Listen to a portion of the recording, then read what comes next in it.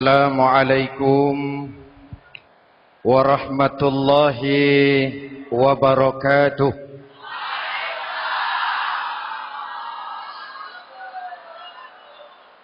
Alhamdulillahi rabbil alamin. Wassalatu wassalamu ala asyrafil mursalin Sayyidina wa maulana Muhammadin wa ala alihi wa sahbihi ajma'in, amma ba'du. Saudara-saudara kaum muslimin yang berbahagia, hadirin, kesempatan malam ini saya ingin cerita akhirat saja. Sudah pernah ke akhirat belum? Mau? Kalau mau saya daftar, besok berangkat. Salah satu rukun iman yang 6, percaya kepada adanya akhirat. Satu saat alam ini akan hancur sehancur-hancurnya. Bumi, gempa, gunung meletus, air laut tumpah ke darat, planet-planet bertabrakan, halilintar menyambar, angin topan bertiup. Semua yang bernama hidup mati, itu kiamat. Lalu kita akan dibangkitkan di padang mahsyar, dibangkitkan dari kubur kita masing-masing. Dan subhanallah, pada saat bangkit dari kubur itu, keadaan muka kita ini menurut satu riwayat berubah menurut amalan kita masing-masing. Jangan heran nanti ada yang dibangkitkan dari kuburnya itu mukanya berubah jadi muka tikus. Hebat sekali, badannya badan manusia, tangannya tangan manusia, mukanya muka tikus. Sebab apa? Sebab waktu di dunia amalannya amalan tikus. Apa amalan tikus itu? Suka menggeragoti barang yang disimpan rapi-rapi.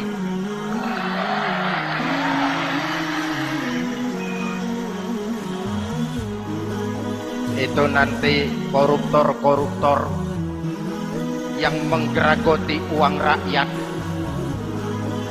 itu nanti bangkit mukanya muka tikus. Na'udzu. Saudara lihat, oh ini yang geragoti uang rakyat mukanya muka tikus. Ada lagi yang bangkit dari kubur, mukanya itu berubah jadi muka harimau. Kenapa? Waktu di dunia amalannya amalan harimau. Apa harimau itu? Mau menang sendiri, keras kepala, kupeh. Di mana ada hutan, rajanya pasti harimau. Padahal hutan belum pernah bikin pemilihan umum. Betul? Tapi harimau tidak peduli ada pemilihan umum atau tidak, saya raja hutan. Setelah naik jadi raja di hutan, harimau bukan melindungi rakyatnya, malah makanin rakyatnya.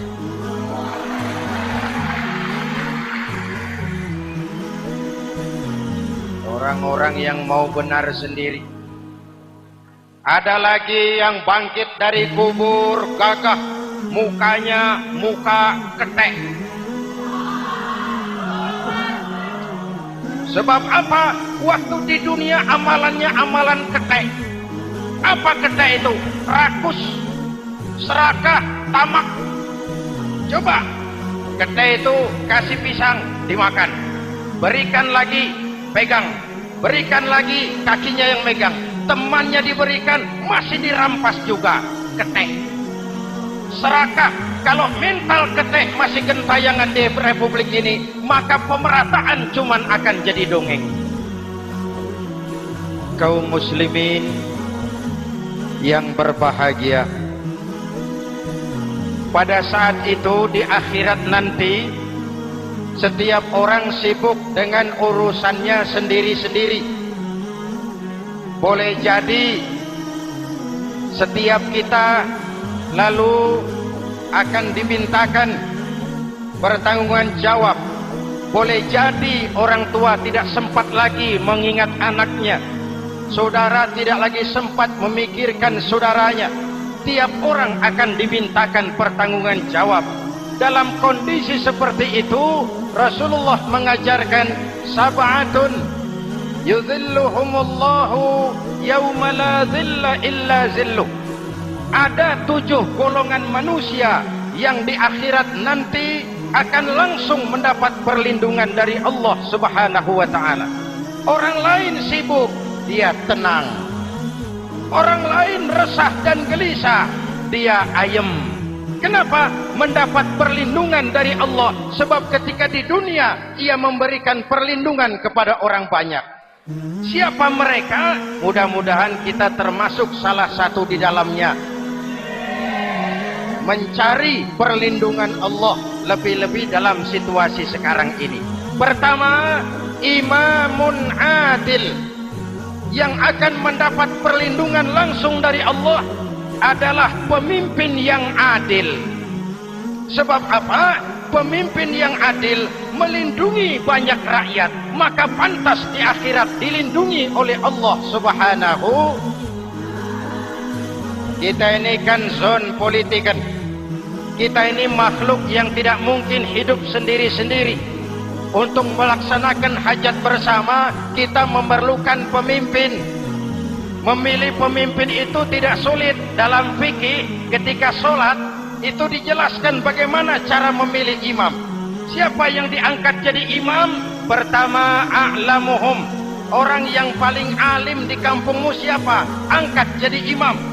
Yang paling alim, paling menguasai persoalan, sehingga bisa membawa bangsa keluar dari kesulitan. Pemimpin yang bisa menyelesaikan masalah, bukan yang menimbulkan masalah.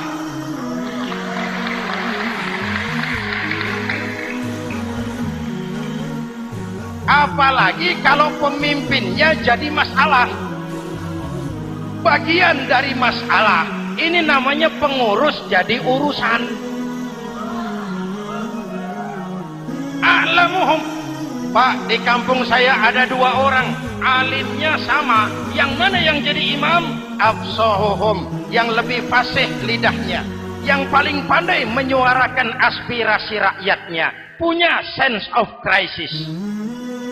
Yang satu alim tapi pelo, yang satu alim tidak pelo, yang tidak pelo jadi imam. Kenapa? Tidak sah orang fasih bermakmum kepada imam pelo. Pak, ini imam pelo, makmum pelo semua, sah. Namanya kampung pelo.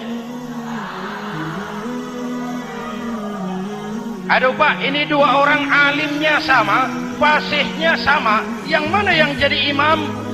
Aktsaruhum sinnan, yang lebih tua umurnya, senioritas baru dihitung. Lahirnya bareng Pak. Yang mana yang jadi imam?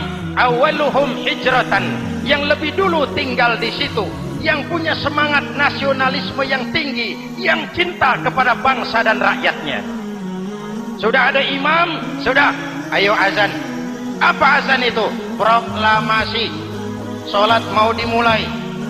Sudah azan? Sudah. Qobliyah 2 rakaat, qobliyah. Apa qobliyah itu? Dulu ada namanya Panitia Persiapan Kemerdekaan Indonesia, qobliyah. Sudah qobliyah? Sudah. Luruskan shaf, atur barisan yang lurus, rapatkan barisan. Apa ini? Bentuk pemerintahan yang kompak, bersih, berwibawa. Jangan sesama elit saling tawuran.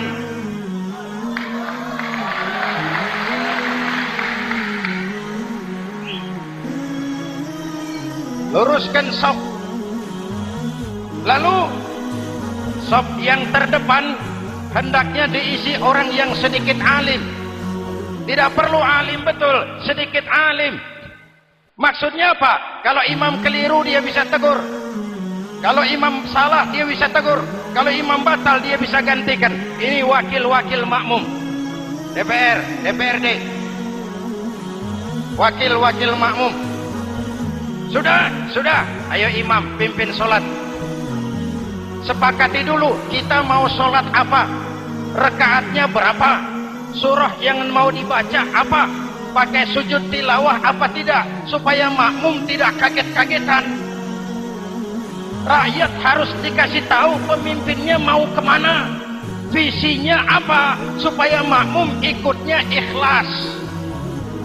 Jelas?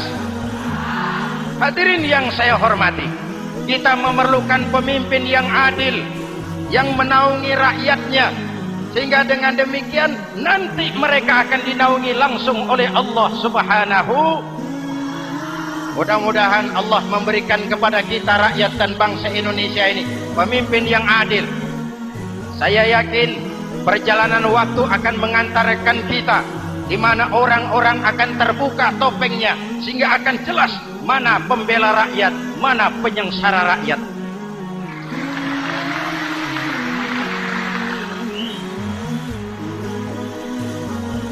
Lalu sebenarnya tiap kita ini kan pemimpin. Pak Lurah pemimpin di kelurahannya, Pak Camat pemimpin di kecamatannya, kepala suami pemimpin di rumah tangganya, anak muda pemimpin bagi dirinya, dan setiap kita akan dimintakan pertanggungan jawab tentang apa yang kita pimpin. Marilah setiap kita berusaha menjadi pemimpin yang adil. Satu. Yang kedua, syab nasya'a fi ibadatillah, anak muda yang tekun beribadah kepada Allah. Amin. Remaja adalah masa depan kita semua. Akan bagaimana Republik Indonesia, bahkan akan bagaimana Islam di Republik Indonesia 20, 30, 40 tahun yang akan datang, anak-anak kita jawabannya. Jelas? Maka menghancurkan Islam tidak usah menyegel masjid, tidak usah menutup pesantren, tidak perlu melarang pengajian, cukup dengan meracuni remaja dan pemuda Islam, menjauhkan mereka dari agama dan ulama. Kalau mereka sudah jauh dari agama dan ulama, tinggal menunggu pergantian generasi.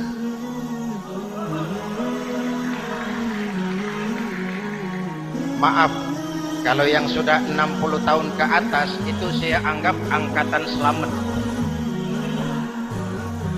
Generasi tanda seru. Insya Allah mantap akidahnya, tidak goyah imannya. Tapi yang 30 tahun ke bawah, adik-adik saya ini, the next generation, kalian yang jadi pilot project. Hei remaja-remaja Islam, kalau mau jadi remaja dan pemuda modern, jangan dekat-dekat ke masjid kuno. Masjid khusus 70 tahun ke atas. Baca Quran kampungan, ngaji urusan akhirat. Seiring dengan itu, modernisasi diartikan dengan westernisasi. Kau tidak bisa jadi pemuda modern kalau semua yang datang dari barat belum kau telan mentah-mentah.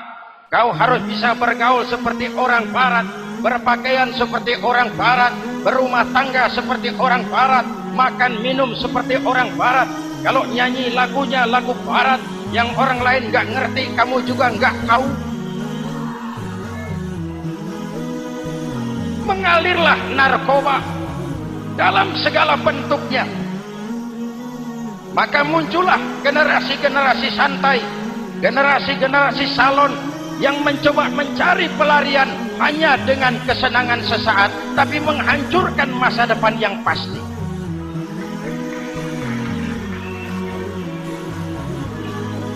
Maka mengalirlah free love, free sex, Samenleben, hidup bersama di luar nikah alias kumpul. Ya sama saja, kumpul kebo, kumpul embe itu sama. Hadirin yang saya hormati, kalau sudah hancur tinggal menunggu pergantian generasi. Oleh karena itu, adik-adik saya, para remaja, para pemuda, kalian harapan kami semua. Di pundak kalian Kami pertaruhkan hari depan bangsa dan negara ini. Hidup cuma putaran menunggu giliran. Ada saat datang, ada waktu pergi. Ada hari lahir, ada saat kembali. Ada hari dilantik, ada saat untuk menyerahkan jabatan. Hidup cuma sekadar menunggu giliran. Karena itu kepada kalian saya ingatkan satu ucapan orang bijak. Hai anak muda, berpikirlah kau di waktu pagi. Bekerjalah di waktu siang. Makanlah di waktu sore. Dan tidurlah di waktu malam. Berpikir di waktu pagi. Belajar mumpung masih muda. Bekerjalah di waktu siang. Amalkan ilmu itu setelah dewasa. Makanlah di waktu sore. Hari tua tinggal menikmati hasilnya. Tidurlah di waktu malam. Matilah dengan tenang. Kalau pagi kau tidak berpikir, nanti siang kau tidak akan bisa bekerja. Kalau siang tidak kerja, nanti sore mau makan apa? Kalau sore tidak makan, alamat malam nggak bisa tidur.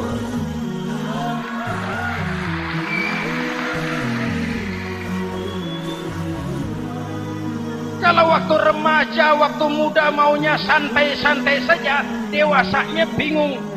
Kalau dewasanya bingung, hari tua terlunta-lunta. Kalau hari tua terlunta-lunta, matinya menteleng. Maka lebih baik makan singkong betulan daripada makan roti mimpi. Ayo, makan singkong betulan, makan roti mimpi, lebih bagus mana? Lebih bagus makan roti betulan. Kalau perlu, lebih baik sekolah sambil dagang koran, sekolah sambil parkir mobil, sekolah sambil semir sepatu, daripada petatang peteteng tanpa prospek hari depan yang ada artinya.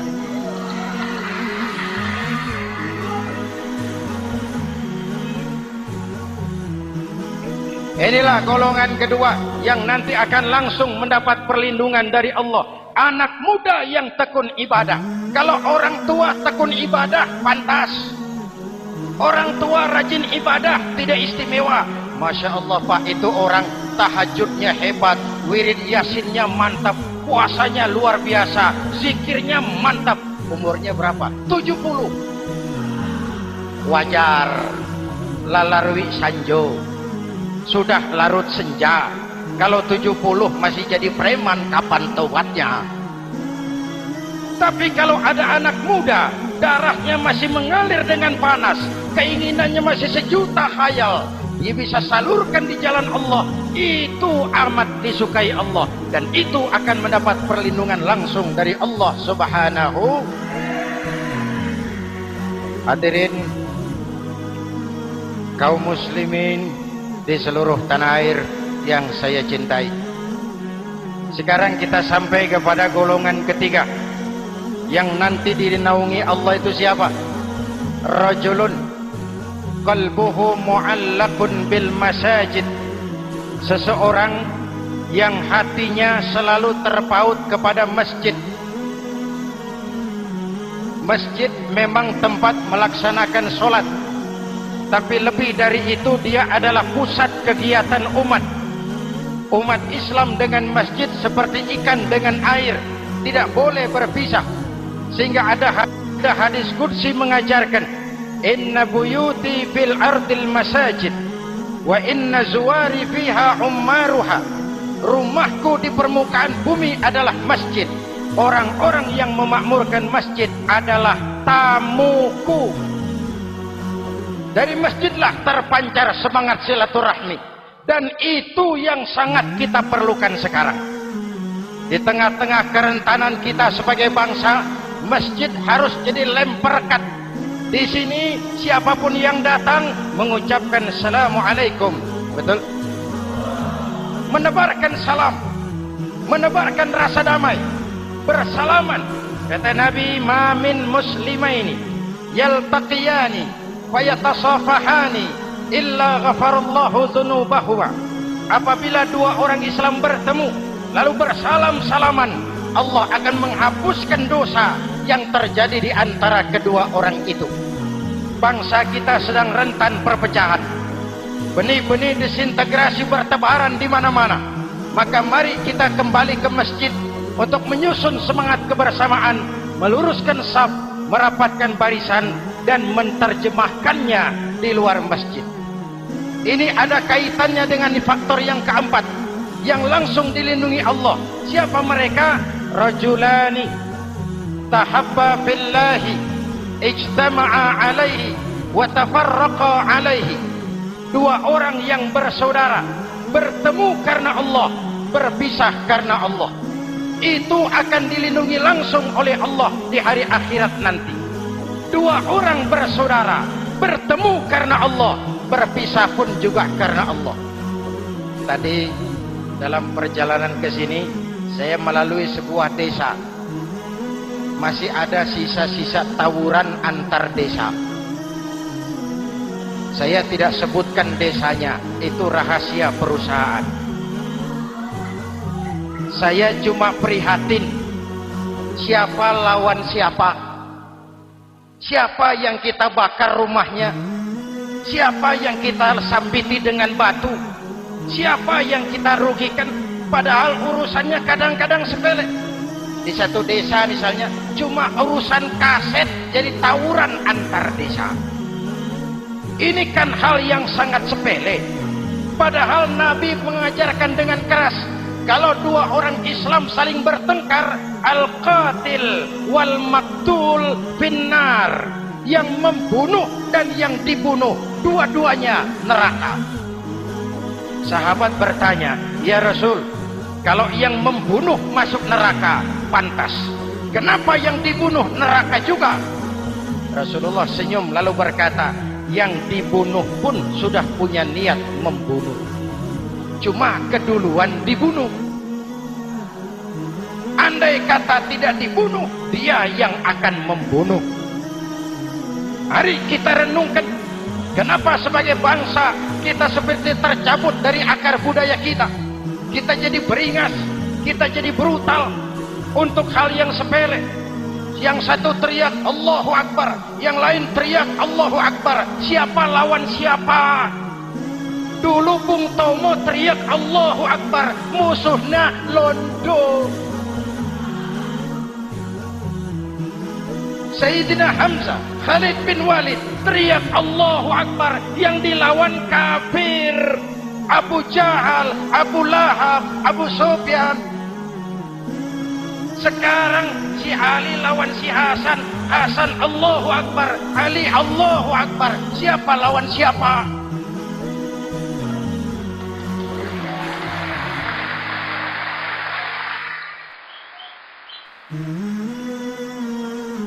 Kenapa kita jadi begitu mudah menggunakan nama Tuhan untuk melampiaskan ambisi pribadi? Kenapa Allahu Akbar yang begitu sakral kita lepas cuma untuk pelampiasan sebuah dendam? Dua orang yang bersaudara, bertemu karena Allah, berpisah karena Allah. Itu ukurannya. Kau di jalan Allah, kau saudaraku. Keluar dari jalan Allah, selesai persaudaraan sampai di sini.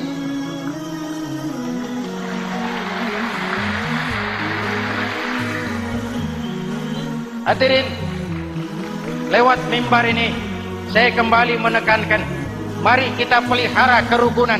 Pertama, rukun antar umat seagama. Sesama muslim harus bersatu. Yuk, kita rukun yuk. Kita kompak yuk. Kita bersatu yuk.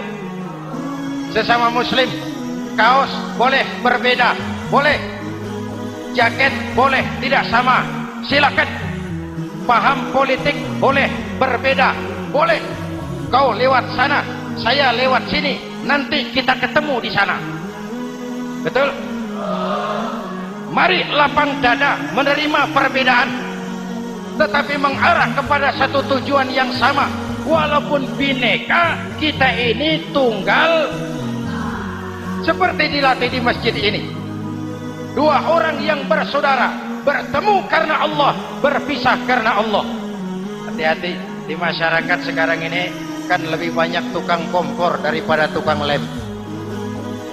Tahu tukang kompor?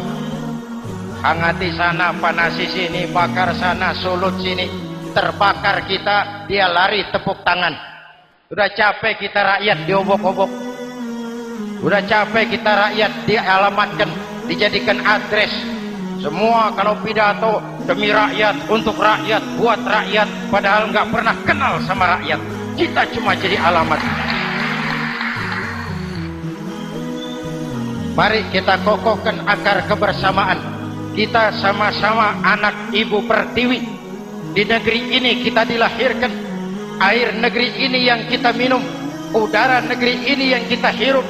Kalian remaja, kalian pemuda lebih bertanggung jawab karena kalian anak Ibu Pertiwi.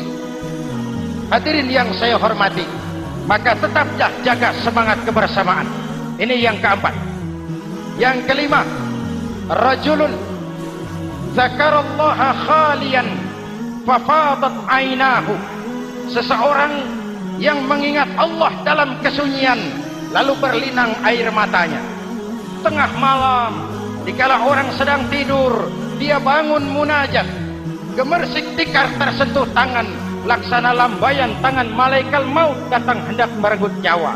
Terbayang dosa yang pernah dia kerjakan, air mata berurai membasahi pipi tanpa terasa. Orang yang munajat semacam itu nanti langsung mendapat perlindungan dari Allah Subhanahu. Saya pernah baca hadis qudsi, merinding bulu kuduk saya. Mendengar hadis qudsi ini, terbayang Indonesia saya, Indonesiaku, Indonesiamu, Indonesia kita semua. Apa kata Allah dalam hadis qudsi?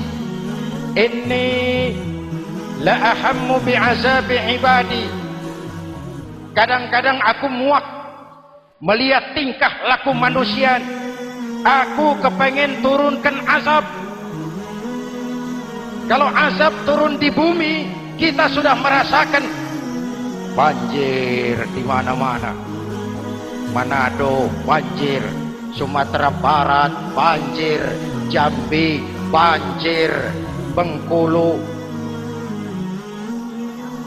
tanah longsor di Purworejo, Cilacap banjir, Sukabumi gempa, Pandeglang gempa, ekonomi terpuruk, antar kampung tawuran, antar elit di atas tawuran.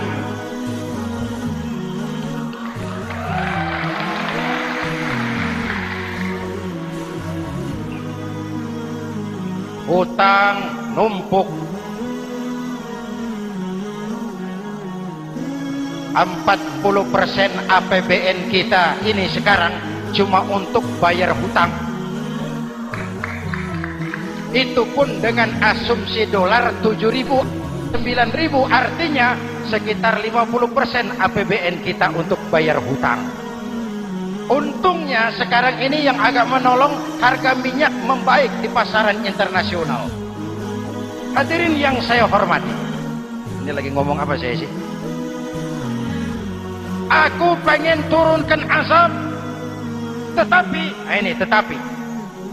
kata Allah, ketika aku melihat orang-orang tua yang sujud di keheningan malam, bayi-bayi tanpa dosa masih menyujud. Hadis qudsi mengajarkan, inna buyuti fil ardil masajid wa inna zuwari fiha ummaruha. Rumahku di permukaan bumi adalah masjid. Orang-orang yang memakmurkan masjid adalah tamuku. Dari masjidlah terpancar semangat silaturahmi, dan itu yang sangat kita perlukan sekarang. Di tengah-tengah kerentanan kita sebagai bangsa, masjid harus jadi lem perekat. Di sini siapapun yang datang mengucapkan assalamualaikum, betul? Menebarkan salam, menebarkan rasa damai, bersalaman. Kata Nabi, ma min muslimaini yaltaqiyani wa yatasafahani illa ghafarallahu dzunubahuma. Apabila dua orang Islam bertemu lalu bersalam-salaman, Allah akan menghapuskan dosa yang terjadi di antara kedua orang itu. Bangsa kita sedang rentan perpecahan. Benih-benih disintegrasi bertebaran di mana-mana. Maka mari kita kembali ke masjid untuk menyusun semangat kebersamaan, meluruskan saf, merapatkan barisan, dan menerjemahkannya di luar masjid. Ini ada kaitannya dengan faktor yang keempat yang langsung dilindungi Allah. Siapa mereka? Rajulani tahabba billahi ijtama'a alaihi wa tafarraqa alaihi.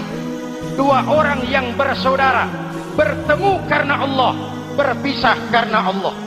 Itu akan dilindungi langsung oleh Allah di hari akhirat nanti.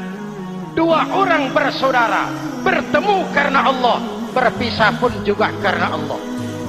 Tadi dalam perjalanan ke sini saya melalui sebuah desa. Masih ada sisa-sisa tawuran antar desa. Saya tidak sebutkan desanya, itu rahasia perusahaan. Saya cuma prihatin siapa lawan siapa. Siapa yang kita bakar rumahnya, siapa yang kita sambiti dengan batu, siapa yang kita rugikan. Padahal urusannya kadang-kadang sepele. Di satu desa misalnya cuma urusan kaset jadi tawuran antar desa. Ini kan hal yang sangat sepele. Padahal Nabi mengajarkan dengan keras, kalau dua orang Islam saling bertengkar, al-qatil wal maktul finnar, yang membunuh dan yang dibunuh dua-duanya neraka. Sahabat bertanya, ya Rasul, kalau yang membunuh masuk neraka pantas, kenapa yang dibunuh neraka juga?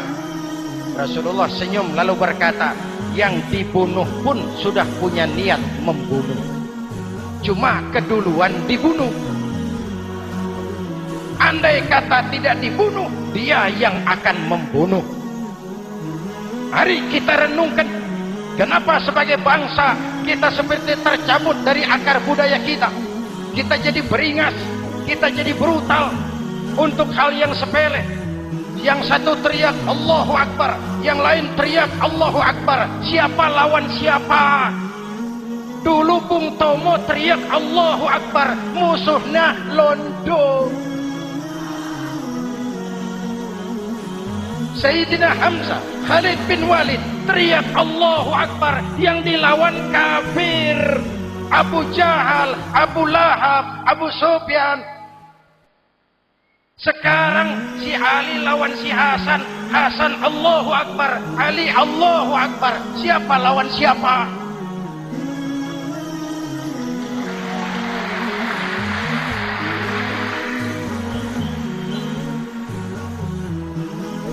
Kenapa kita jadi begitu mudah menggunakan nama Tuhan untuk melampiaskan ambisi pribadi? Kenapa Allahu Akbar yang begitu sakral kita lepas cuma untuk pelampiasan sebuah dendam? Dua orang yang bersaudara, bertemu karena Allah, berpisah karena Allah. Itu ukurannya. Kau di jalan Allah, kau saudaraku. Keluar dari jalan Allah, selesai persaudaraan sampai di sini.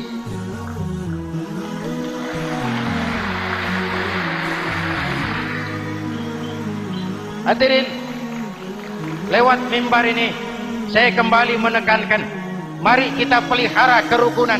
Pertama, rukun antar umat seagama, sesama muslim harus bersatu. Yuk, kita rukun yuk. Kita kompak yuk. Kita bersatu yuk. Sesama muslim, kaos boleh berbeda, boleh. Jaket boleh tidak sama, silakan. Paham politik boleh berbeda, boleh. Kau lewat sana, saya lewat sini, nanti kita ketemu di sana. Betul? Mari lapang dada menerima perbedaan, tetapi mengarah kepada satu tujuan yang sama. Walaupun bineka, kita ini tunggal. Seperti dilatih di masjid ini.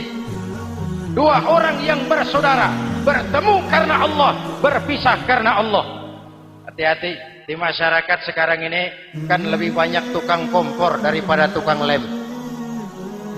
Tahu tukang kompor?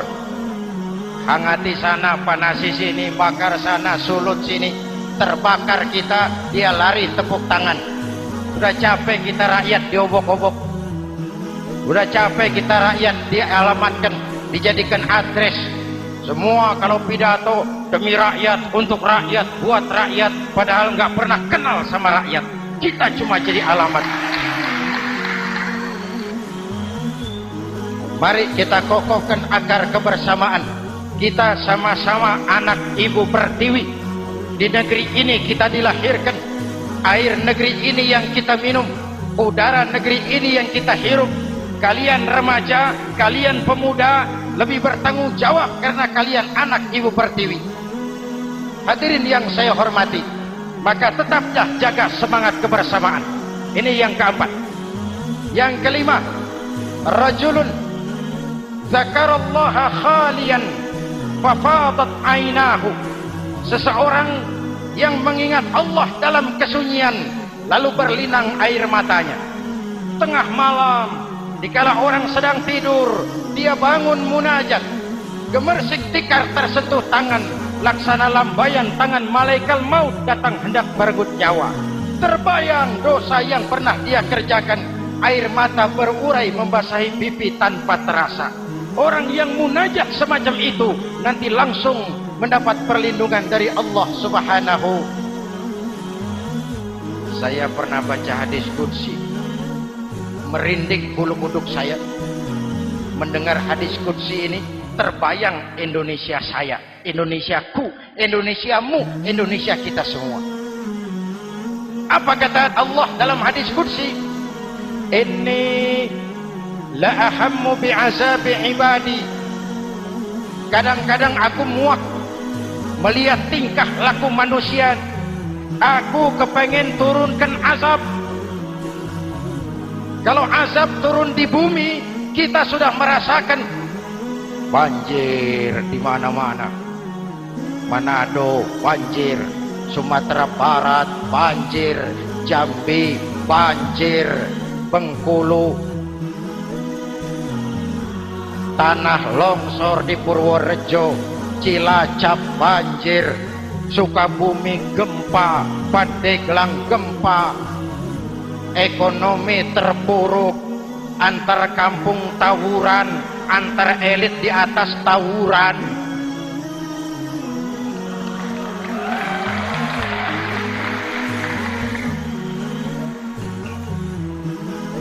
Hutang numpuk. 40% APBN kita ini sekarang cuma untuk bayar hutang. Itu pun dengan asumsi dolar 7.000, 9.000, artinya sekitar 50% APBN kita untuk bayar hutang. Untungnya sekarang ini yang agak menolong, harga minyak membaik di pasaran internasional. Hadirin yang saya hormati, ini lagi ngomong apa saya sih? Aku pengen turunkan azab, tetapi kata Allah, ketika aku melihat orang-orang tua yang sujud di keheningan malam, bayi-bayi tanpa dosa masih menyusu, binatang ternak melata mencari makan, murkaku surut, azab aku tarik kembali. Ayo renungkan hadis ini.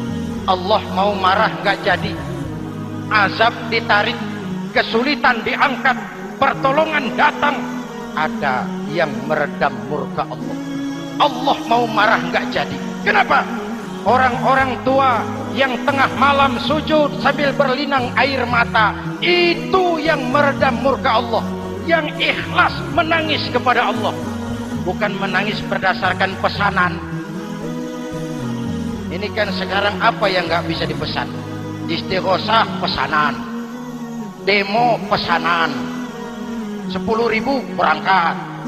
Ngerti apa enggak urusan soal lain.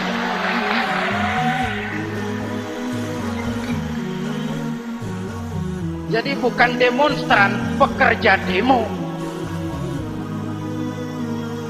Orang tua yang ikhlas nangis kepada Allah di keheningan malam. Kita hutang jasa kepada orang-orang tua yang ikhlas seperti itu. Itu yang menjaga keselamatan bangsa. Allah mau murka nggak jadi. sepanjang masih banyak orang-orang tua yang sujud di tengah malam. Amin.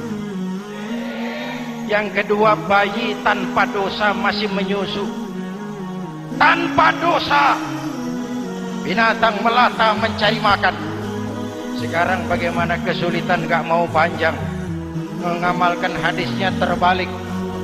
Yang disuruh itu orang tua tengah malam sujud. Bayi tanpa dosa nyusu. Sekarang ini orang tua tengah malam nyusu. Bayi tanpa dosa dibuang ke tempat sampah. Akibat pergaulan bebas, bayi tanpa dosa dibuang ke tempat sampah. Orang tua tengah malam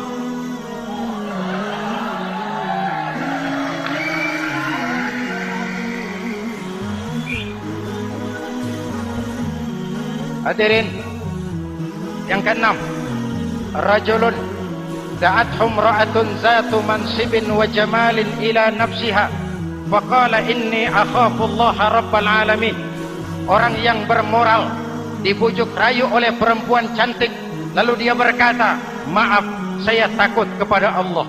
Orang bermoral yang merasakan kehadiran Allah dekat dalam hidup. Umpama waktu puasa, saudara sholat zuhur, sebelum sholat saudara berwudu, ketika berkemur saudara korupsi, sedikit airnya saudara minum. Jangankan polisi, teman wudu sebelah pun tidak tahu kalau waktu berkemur saudara korupsi. Kenapa kita tidak mau melakukan? Ada rasa malu kepada Allah. Ini yang perlu kita tumbuh kembangkan, rasa malu kepada Allah subhanahu wa ta'ala. Yang ketujuh, rajulun tasaddaqa bi sadaqatin fa akhfaha. Orang yang bersedekah lalu disembunyikan sehingga tangan kiri tidak tahu apa yang diberikan oleh tangan kanan. Orang yang punya kepedulian tinggi tetapi ikhlas menolong yatim, membantu sesama dalam rangka menegakkan masyarakat yang adil dan makmur. Mari kita mohon kepada Allah, semoga kita semua senantiasa dalam perlindungannya di dunia ini dan lebih-lebih di akhirat nanti. Al-Fatihah. Siratal ladzina an'amta 'alaihim ghairil maghdubi 'alaihim waladdallin. Amin. Bismillahirrahmanirrahim. Alhamdulillahirabbil alamin. Allahumma shalli ala Muhammad wa ala alihi wa sahbihi ajma'in. Rabbana taqabbal minna salatana wa siyamana wa qiyamana wa takhashu'ana wa ta'abbudana wa tammim taksirana ya arhamar rahimin. Allahumma ja'alna minas su'ada'il maqbulin wa la taj'alna minal ashqiya'il mardudin. Rabbana zalamna anfusana wa illam taghfir lana wa tarhamna lanakunanna minal khasirin. Afdalu ma qultuhu ana wan nabiyyuna min qabli la ilaha illallah.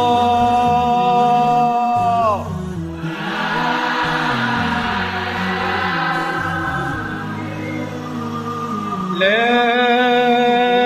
ilaha illallah.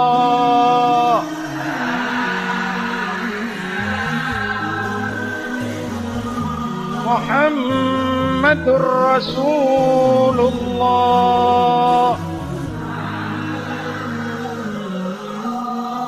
Kalimatu haqqin 'alaiha nahya wa 'alaiha namut wa 'alaiha numashu insyaallah minal aminin. Wa akhiru da'wana alhamdulillahi rabbil alamin. Assalamualaikum warahmatullahi wabarakatuh. Ya Sayyid